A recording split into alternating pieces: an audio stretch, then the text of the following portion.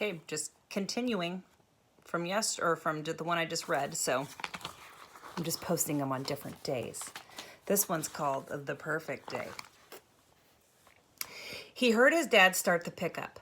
Even though there was no job to go to, he left every morning early to look. Sometimes he just hung around all day at the unemployment office. On lucky days, he got picked up to unload furniture or do cleaning. Jess was awake. He might as well get up.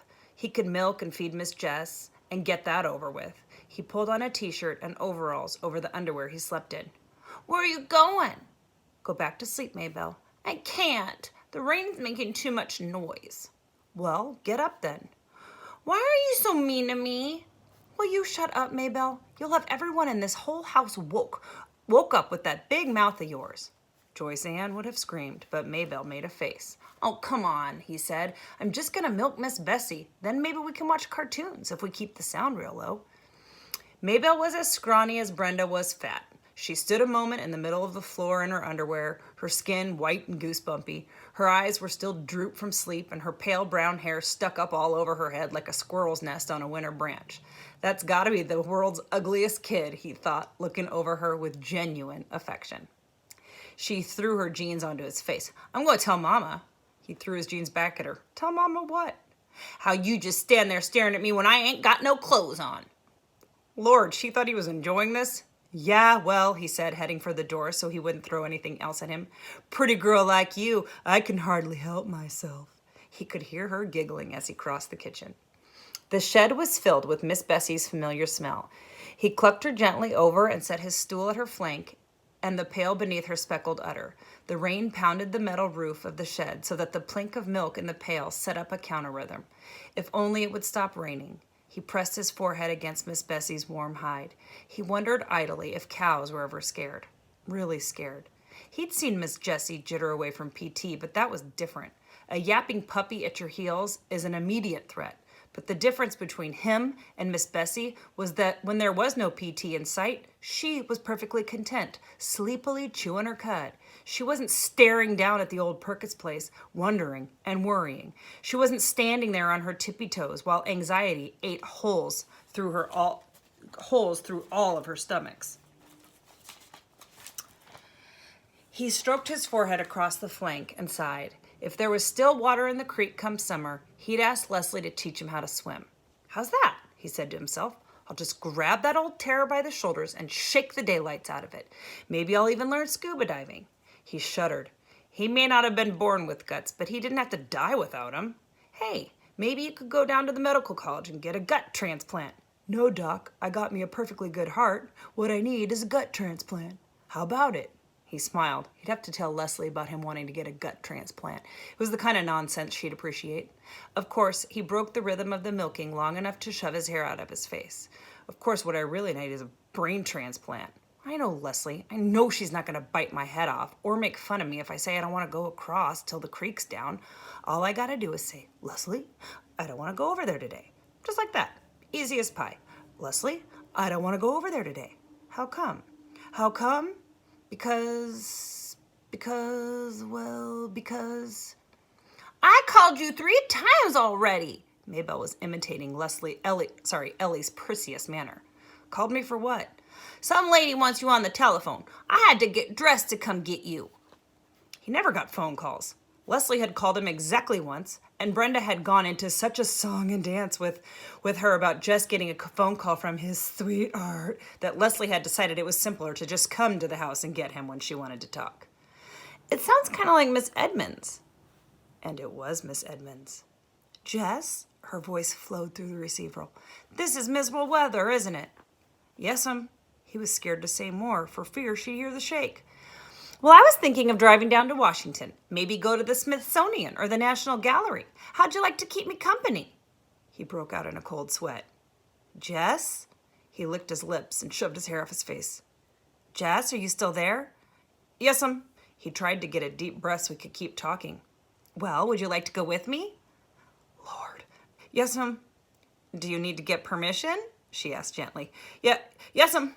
He had somehow managed to twist himself up in the phone cord. "Yes, ma'am. Just a minute." He untangled himself, put the phone down quietly, and tiptoed into his parents' room. His mother's back made a long hump under the cotton blanket. He shook her shoulder very gently. "Mama," he was almost whispering. He wanted to ask her without really waking her up. She was likely to say no if she woke up and thought about it. She jumped at the sound but relaxed again, not fully awake. "My teacher wants me to go to Washington, to the Smithsonian." "Washington?" The syllables were blurred. "Yeah, it's something for school." He stroked her upper arm. "I'll be back before it's too late, okay?" Don't worry, I'm done milking." She pulled the blanket to her ears and turned on her stomach. Jess crept back to the phone. "It's okay, Miss Edmonds. I can go." "Well, great. I'll pick you up in 20 minutes. Just tell me how to get to your house." As soon as he saw her car turn in, Jess raced out the kitchen door, through the rain, and met her halfway up the drive. His mother could find out the details from Maybelle after he was safely up the road. He was glad Maybelle was absorbed in the TV. He didn't want her waking Mama up before he got away. He was scared to look back, even after he was in the car and on the main road, for fear he'd see his mother screaming after him. It didn't occur to him until the car was past Millsburg that he might have asked Miss Edmonds if Leslie could have come too. When he thought about it, he couldn't suppress a secret pleasure at being alone in the small, cozy car with Miss Edmonds. She drove intently, both hands gripping the top of the wheel, peering forward. The wheels hummed and the windshield wipers slicked a merry rhythm. The car was warm and filled with the smell of Miss Edmonds. Jess sat with his hands clasped between his knees, the seat belt tight across his chest. "Damn rain," she said. "I was going stir-crazy." "Yes, ma'am," he said happily. "You too, huh?" She gave him a quick smile. He felt dizzy from the closeness. He nodded. "Well, have you ever been to the National Gallery?" "No, ma'am." He had never even been to Washington before, but he hoped she wouldn't ask him that.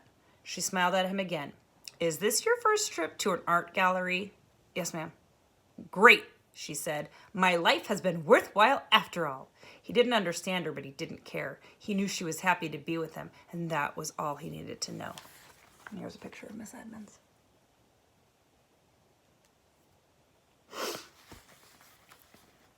Even in the rain, he could make out the landmarks, looking surprisingly the way the books had pictured them. The Lee Mansion high on the hill, the bridge, and twice around the circle, so he could get a good look at Abraham Lincoln looking out across the city. Then the White House and the monument, and at the other end, the Capitol. Leslie had seen all these places a million times. She'd even gone to school with the girl whose father was a congressman.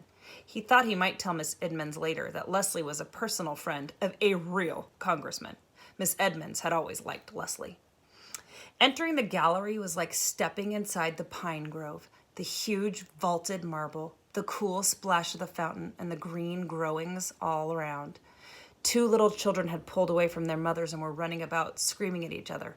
It was all Jess could do not to grab them and tell them how they needed to behave in so obviously a sacred place. And then the pictures, room after room, floor after floor. He was drunk with color and form and hugeness, and with the voice and perfume of Miss Edmonds always behind him. She would bend her head down close to his face to give him some explanation or ask him a question, her black hair falling across her shoulders. Men would stare at her instead of the pictures, and Jess felt that they must be jealous of him for being with her. They ate lunch in the cafeteria. When she mentioned lunch, he realized with horror that he would need money, and he didn't know how to tell her that he hadn't brought any, didn't have any to bring for that matter.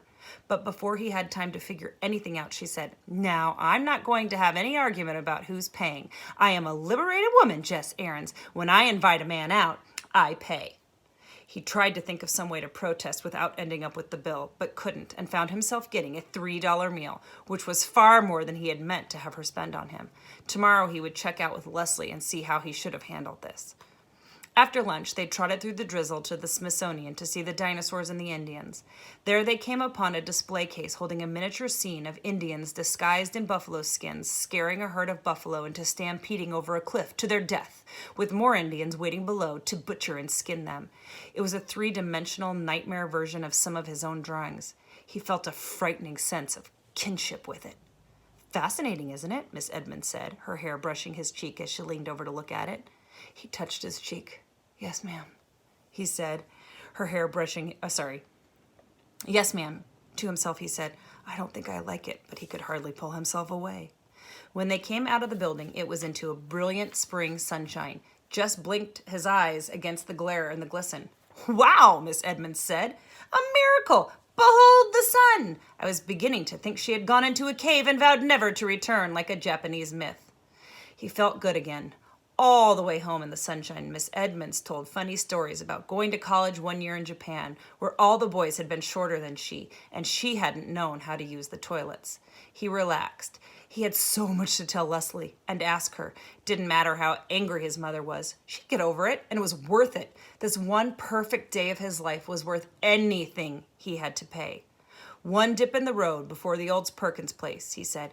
Just let me out at the road, Miss Edmonds. Don't try to turn in. You might get stuck in the mud. Okay, Jess, she said. She pulled over out the road. Thanks for a beautiful day.